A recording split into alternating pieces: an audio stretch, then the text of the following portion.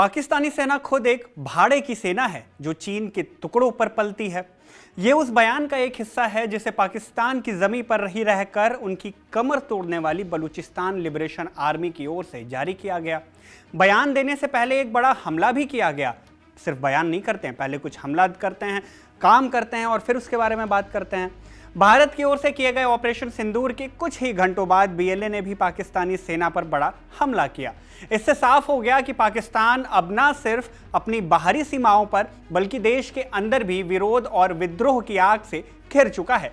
हालांकि बलूचिस्तान में ही ऑपरेशन सिंदूर से पहले भी एक बड़ी कार्रवाई हुई थी जिसमें कई पाक सैनिकों की जान चली गई थी। क्या था वो मामला? कैसे पाकिस्तान अब दो तरफ से घिर चुका है? बीएलए ने कैसे भारत के सुर में सुर मिलाते हुए पाकिस्तान पर बड़ा हमला किया?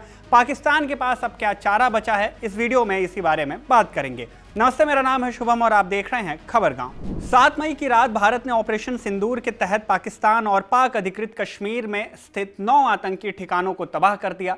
भारत ने इस ऑपरेशन को फोकस्ड, नॉन एस्केलेटरी और प्रोपोर्शनेट बताया। तीनों के मतलब क्या हैं? फोकस्ड माने ऐसा हमला जब जवाबी कार्रवाई का लक्ष्य बिल्कुल तय हो, जैसे सिर्फ आतंकी ठिकानों पर हमला करना, ना कि आम नागरिकों पर बेतरतीब जगहों पर। नॉन एस्केलेटरी माने तनाव बढ़ाने वाला नहीं, यानी ऐसा जवाब देना जो हालात को और ज्यादा बिगाड़े नहीं बल्कि नियंत्रित रखे, जैसे युद्ध छेड़ने के बजाय सीमित और संतुलित जवाब देना।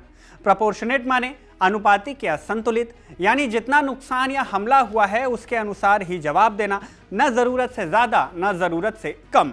कुल जमा भारतीय सेना ने साफ किया कि उसके हमले केवल आतंकी ठिकानों पर केंद्रित थे और पाकिस्तान की सैन्य चौकियां या फिर आम नागरिकों को निशाना नहीं बनाया गया। यह हमला हाई प्रिसीजन मिसाइलों और ड्रोन के जरिए किया गया था, जिसमें लश्कर, जैश और हिजबुल के ट्रेनिंग कैंप पूरी तरह से नष्ट कर दिए गए। खैर, भारत की कार्रवाई के बाद पाकिस्तान ने जवाबी हमलों की कोशिश की। 7 और 8 मई की दरमियानी रात उसने जम्मू, श्रीनगर, अमृतसर, पठानकोट, भटिंडा, लुधियाना और गुजरात के भुज जैसे इलाकों में सैन्य ठिकानों को ड्रोन और मिसाइल से निशाना बनाने की कोशिश की, लेकिन भारतीय एयर डिफेंस सिस्टम और यूएस ग्रिड ने इन सभी हमलों को विफल कर दिया। यूएस ग्रिड क्या होता है? एक ऐसा डिजिटल नक्शा या ग्रिड होता है जो ये तय करता है कि ड्रोन किस इलाके में उड़ सकते हैं, किस ऊंचाई तक उड़ सकते हैं और कहां उन्हें अनुमति नहीं है, माने नो फ्लाई जोन्स। यह सिस्टम खास तौर पर सैन्य, नागरिक और सुरक्षा एजेंसियों द्वारा ड्रोन की उड़ानों को नियंत्रित करने के लिए बनाया जाता है।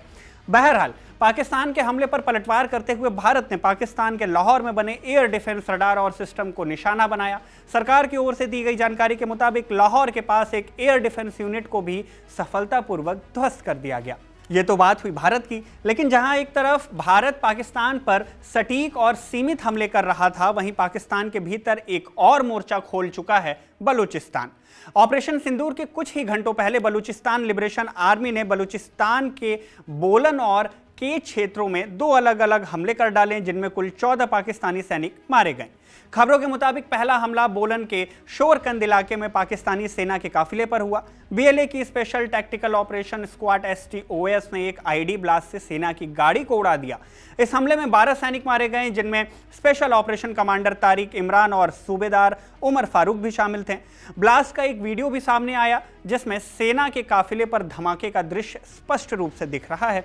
दूसरा हमला केच जिले के कुलक तिग्रन इलाके में किया गया, जिसमें पाकिस्तानी सेना के बम निरोधक दस्ते को निशाना बनाया गया। यह हमला भी रिमोट से नियंत्रित आईईडी ब्लास्ट था, जिसमें 2 और सैनिक मारे गए। दोनों ही हमलों के वीडियो सोशल मीडिया पर देखे जा सकते हैं, खूब वायरल हैं। ये घटना 8 मई की है। इससे पहले भी 6 मई को पाकिस्तान में एक बड़ा हमला हुआ था। पाकिस्तान के बलूचिस्तान प्रांत में पाक सेना की गाड़ी को आईडी बम से उड़ाया गया।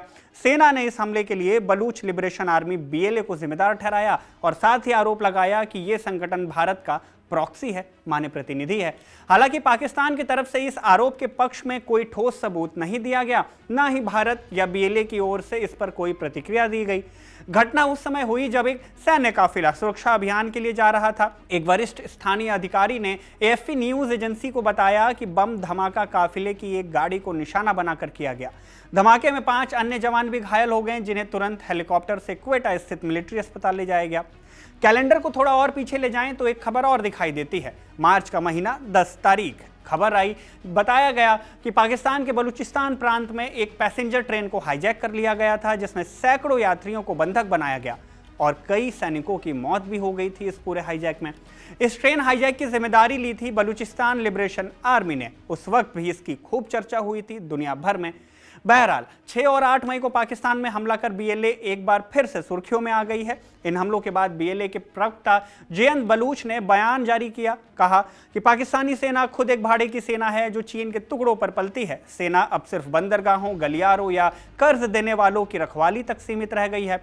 यह सेना अब राष्ट्रीय नहीं बल्कि व्यापारिक सेना बन चुकी है। बलूचों की आजादी के लिए हम इस सेना के खिलाफ हमले जारी रखेंगे।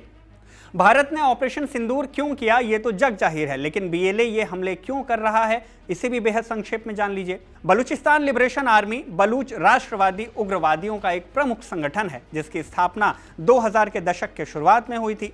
इसका उद्देश्य बलूचिस्तान को पाकिस्तान से अलग करके एक स्वतंत्र राष्ट्र बनाना है। बलूचों का दावा है कि पाकिस्तान की सरकार और सेना बलूचिस्तान के खनिज संसाधनों और बंदरगाहों का दोहन कर रही है, जबकि इस क्षेत्र को मूलभूत सुविधाओं से वंचित रखा जा रहा है। माने इन लोगों के खनिज संसाधनों का इस्तेमाल किया जा रहा है पर इन्हें कोई सुविधा नहीं मिल रही है। बीएलए के लड़ाके पाकिस्तानी सेना और सरकारी प्रतिष्ठानों को कब्जाधारी ताकतें मानते हैं। उनका मानना है कि बलूचिस्तान को एक उपनिवेश की तरह शोषण का शिकार बनाया गया है। बीएलए ने चीन पाकिस्तान आर्थिक गलियारे यानी कि सीपीईसी को भी औपनिवेशिक परियोजना करार दिया है और इस पर कई हमले किए हैं। चीन की भागीदारी और निवेश को लेकर भी इस संगठन ने कई बार चेतावनी दी है।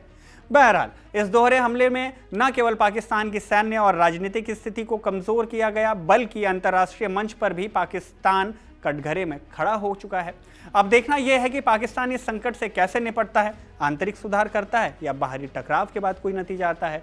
आपका क्या मानना है कमेंट करके हमें जरूर बताइएगा। इस वीडियो में बस इतना ही। धन्यवाद।